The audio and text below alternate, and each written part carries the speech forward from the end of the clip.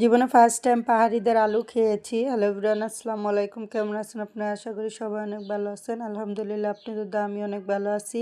তো রাস্তায় বের হয়েছি, দেখি যে পাহাড়িদের আলু বিক্রি করছে। তো এই আলুটা কখনো আমি খাই নাই, ফার্স্ট টাইম আমি ট্রাই করব। তো আমি এই আলুটা নিয়ে নিয়েছি, একটাই প্রায় 1.5 কেজির মতন হয়ে গিয়েছে।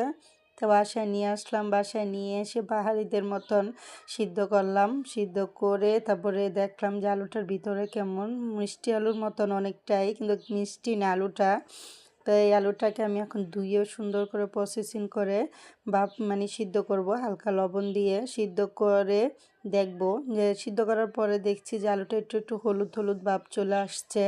তো এই আলুটা কে কে খেয়েছেন আমাকে অবশ্যই জানাবেন। আমি কখনো খাই নাই, ফার্স্ট টাইম এই আলুটা খেয়েছি। মোটামুটি ভালো লেগেছে, খারাপ না, কিন্তু ভিতরে একটু বালু বালু ভাব, মিষ্টি আলুর মতনই। মিষ্টি আলুটা যেমন মিষ্টি হয়, এটা মিষ্টি না,